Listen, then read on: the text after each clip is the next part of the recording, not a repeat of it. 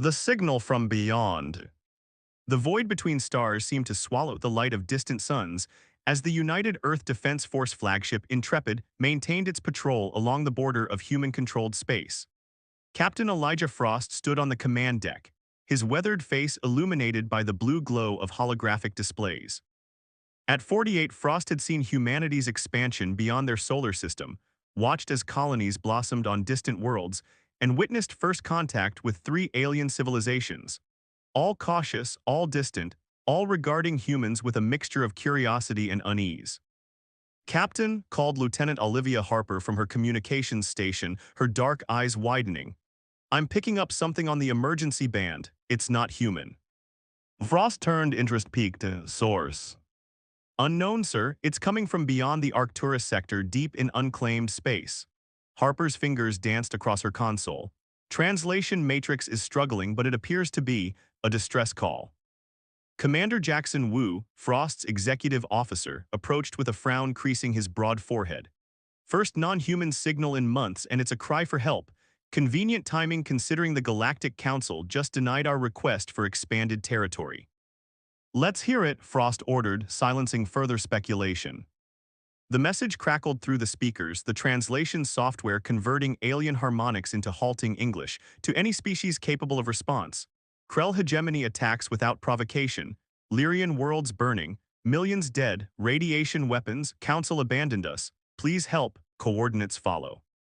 The bridge fell silent as the star map illuminated with a pulsing light marking the Lyrian home system, a 19-day journey at maximum thrust. "The Lyrians," mused Chief Science Officer Dr. Nora Okafor, her Nigerian accent thickening with concern. "Peaceful species, primarily scientists and artists. Their delegation at the Council advocated for our membership last cycle. Frost studied the coordinates, and now they're being exterminated." "Sir," Wu interjected, "regulations are clear. We cannot engage in military operations beyond our territory without authorization from Defense Command." "How many ships do we have in this sector?" Frost asked. "The Intrepid, 3 cruisers and 9 destroyers with support vessels," replied Tactical Officer Marcus Ramirez. Frost made his decision. "Send a message to Defense Command. Inform them we've received a distress call from a potential ally and request emergency authorization to render humanitarian aid." 12 hours later, Frost stood before his assembled officers in the briefing room. The response from Earth had arrived, a careful diplomatic statement that neither authorized nor forbidden intervention. "They're passing the buck," Wu observed. "If we succeed, they'll claim they tacitly approved. If we fail, they'll court-martial us for exceeding orders." Frost allowed himself a rare smile. "Then we'd better not fail." Lieutenant Harper broadcast to all ships, "We depart for Lyrian space in 2 hours. Our mission is humanitarian aid and protection of civilians. We are not seeking war, but we will not stand by while genocide occurs." 19 days later, the human fleet dropped out of FTL on the edges of the Lyrian system. The tactical display immediately lit up with debris fields, the remains of orbital stations and defensive platforms. "Life signs," Frost demanded. Harper worked her scanners. Faint readings from the 4th planet. Several thousand survivors, mostly concentrated in underground structures. "Sir, there's significant radiation present, levels that would be lethal to most species." "But not to us," Frost noted. Humans had evolved on a world with higher radiation, gravity, and environmental toxins than most spacefaring species, a fact that had earned them the nickname Deathworlders among galactic society. "Captain," Ramirez called out, "sensors detect 3 vessels departing the planet's surface. Configuration unknown, but they're heavily armed." "Put them on screen," Frost ordered. The vessels were angular, predatory in design, their hulls covered in what appeared to be bone-like protrusions. As they cleared the atmosphere, they suddenly accelerated toward the human fleet. "No response to hails," Harper reported. "They're charging weapons." "Defensive posture," Frost commanded. "All ships shields up, do not fire unless fired upon." The alien vessel's Krell presumably didn't wait. Energy beams lanced out, striking the forward shields of the Intrepid. "Return fire," Frost ordered calmly. "Target weapon systems only. I want them disabled, not destroyed." The human ships responded with precision, their weapons finding gaps in the alien shields. Within minutes, the Krell vessels went dark, drifting lifelessly. Boarding teams, Frost directed. I want prisoners and information. Prepare landing craft for the surface. Let's find those survivors. 6 hours later, Frost stood in the ruins of what had been a Lyrian cultural center. The air was thick with radiation and the acrid scent of destruction. Around him, human medics in minimal protective gear tended to Lyrian survivors, tall, willowy beings with iridescent skin in shades of silver and violet. Most were injured, many dying from radiation exposure that the humans found merely uncomfortable. A Lyrian approached, leaning heavily on a makeshift crutch. I am Thyern, the translator converted their musical language. Chief counselor of this colony, you are humans. Captain Elijah Frost, United Earth Defense Force, Frost introduced himself. We received your distress call. Thyrn's large, faceted eyes widened. The council said no one would come, that intervention would risk wider war with the Krell. The council doesn't speak for Earth, Frost replied simply. How can you stand here? Another Lyrian asked, gesturing at a radiation meter they carried. These levels are fatal to all known species. Dr. Akafer stepped forward. Humans evolved on a world with higher background radiation and environmental challenges than most. What's lethal to you is merely uncomfortable for us. Thyern studied them with new understanding. The Deathworlders, we've heard stories. We prefer humans, Frost said with a slight smile. Tell me about the Krell, why are they attacking you? They believe themselves the only species worthy of expansion, Thyern explained. They target peaceful worlds first, harvest resources, take slaves for experimentation. Their bodies process toxins and convert them to energy. The more poisoned an environment, the stronger they become. Frost's communicator chimed. Captain, came Commander Wu's voice, we've interrogated the Krell prisoners. They're disturbing. Their ship's database indicates they've conquered 8 species in the last cycle. The Lyrians are 9th on their list. And the 10th, Frost asked, though he suspected the answer. Earth, sir, their next target after finishing here is human space. They've been monitoring our communications, studying our biology. They consider us a delicacy. Frost met Thyrn's gaze. It seems our fates are linked. The Krell won't stop with your worlds. Can you help us? The Lyrian asked, hope flickering in their multifaceted eyes. Bring me everything you have on Krell ships, weapons, and tactics, Frost replied. My communications officer will send word to Earth. The Krell want to hunt humans. They're about to learn we're not prey. As night fell on the devastated Lyrian colony, Frost stood at the edge of the temporary camp, watching his crews distribute supplies and set up defensive perimeters. Dr. Akafer approached, her expression troubled. The Lyrian databases confirm it, she said quietly. The Krell consume other sentient species literally. They believe absorbing the flesh of intelligent beings grants them portions of their knowledge and strength. Cannibals, Frost said grimly. Worse, Akafer corrected. They've developed biological weapons specifically designed to cause maximum suffering before death. The radiation isn't a byproduct of their attacks, it's intentional, designed to tenderize their victims. Frost's communicator signaled an incoming transmission from Earth. He read it quickly, his expression hardening. Defense Command has granted full operational authority, he told Akafer. All restrictions lifted. The entire Atlantic Fleet is mobilizing. Sir, Lieutenant Harper called, running toward them. Long-range sensors have detected a Krell battle group, at least 20 ships heading for the Lyrian homeworld. Estimated arrival 36 hours. Frost nodded, his decision already made. Send word to all ships, we move to intercept. The Krell wanted to hunt Deathworlders, let's show them what that really means. Wrath of the Earthborns. The human fleet moved with precision toward the incoming Krell battle group. Captain Frost stood on the bridge of the Intrepid, studying the tactical display as 23 Krell warships approached the Lyrian homeworld. Their bone-like architecture made them look like predators even in the coldness of space. All ships reporting ready, Captain, Lieutenant Harper announced. Defense Command has transmitted new tactical data. The Atlantic Fleet will arrive in 18 hours. Too late for the Lyrians if we don't slow the Krell advance, Frost replied. Broadcast to all ships, we are the line between extinction and survival. These creatures believe we're their next meal. Let's make them lose their appetite. The human ships formed a defensive barrier between the Krell and the heavily populated Lyrian homeworld. Frost had studied the captured Krell data intensively.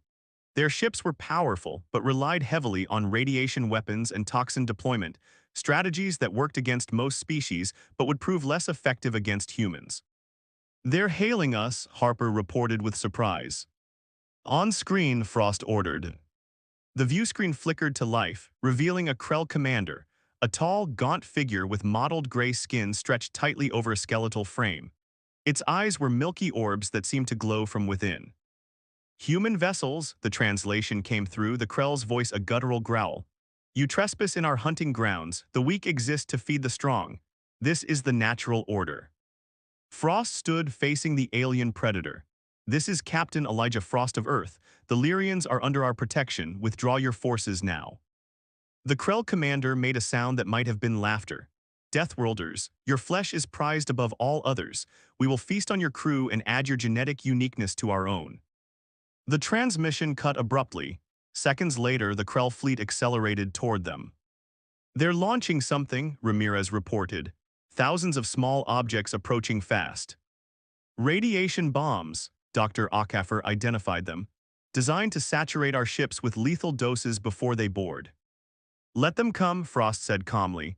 "All ships hold position, defensive systems only until they're in range." The radiation bombs struck the human ships, bathing them in levels that would instantly kill most species. On board the Intrepid, radiation alarms sounded, but the crew continued working, protected by their natural resilience and minimal shielding. "Radiation levels at 300% of normal human tolerance," reported Dr. Ockafer. "Uncomfortable but survivable for short-term exposure." The Krell ship slowed, clearly expecting to find disabled vessels and dying crews. Instead, they faced the full firepower of the human fleet. "Now," Frost ordered, "all ships concentrate fire on their lead vessels, target propulsion and weapons systems." Human vessels opened fire simultaneously, their weapons punching through the surprised Krell's defenses. 3 enemy ships exploded instantly, while 5 more drifted powerless. "They're launching boarding craft," Harper warned. "Hundreds of them heading for all our ships." Frost nodded to Commander Wu. "Prepare to repel boarders. Let's show them what happens when you hunt Deathworlders." The first Krell boarding parties breached the Intrepid's hull on Deck 7. Marine Commander Valentina Petrova led the defense, her soldiers positioned strategically throughout the corridors. "Hold fire until they're fully inside," she ordered through her comm. "Remember your training. These creatures are physically stronger but slower. Use that to your advantage." The hull doors bulged inward, then burst open as Krell warriors poured through. They were even more intimidating up close, over 7 feet tall, armed with serrated blades and biological weapons that sprayed toxic compounds. "Fire," Petrova commanded. Human weapons blazed, dropping the first wave of Krell. The aliens responded by releasing clouds of neurotoxin designed to paralyze their prey. To their evident shock, the humans continued fighting, their metabolism processing the toxins far more efficiently than anticipated. "They're retreating," a Marine called out as the Krell pulled back, clearly confused by the humans' resilience. Similar reports came in from throughout the fleet.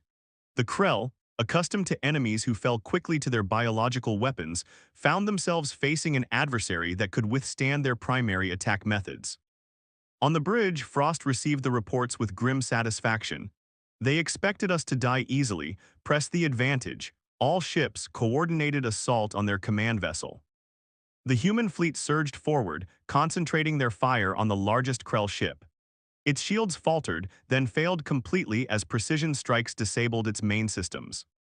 "Captain," Harper called out, "I'm detecting unusual energy readings from 5 disabled Krell ships. They appear to be overloading their core reactors." "Suicide detonations," Ramirez confirmed. "They're going to take as many of us with them as they can." "Evasive maneuvers," Frost ordered, "all ships maximum distance." The human fleet scattered, but 3 cruisers couldn't clear the blast radius in time. They vanished in brilliant flashes as the Krell ships detonated. The remaining Krell vessels used the distraction to retreat, jumping to FTL with their surviving forces. "Damage report," Frost demanded, helping a crewman extinguish a small fire on the bridge. "3 ships lost, 4 heavily damaged," Wu reported.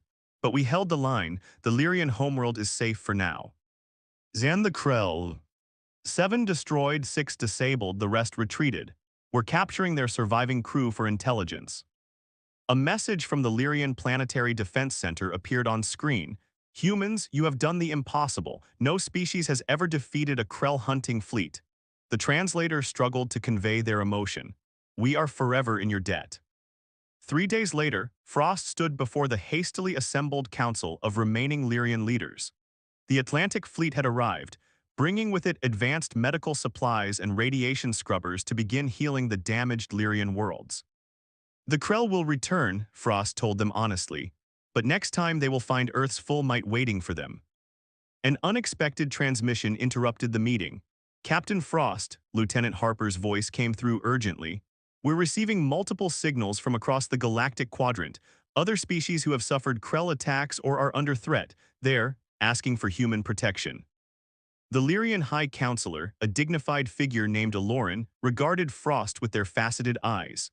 The Krell have hunted unopposed for generations because the Galactic Council feared conflict more than predation.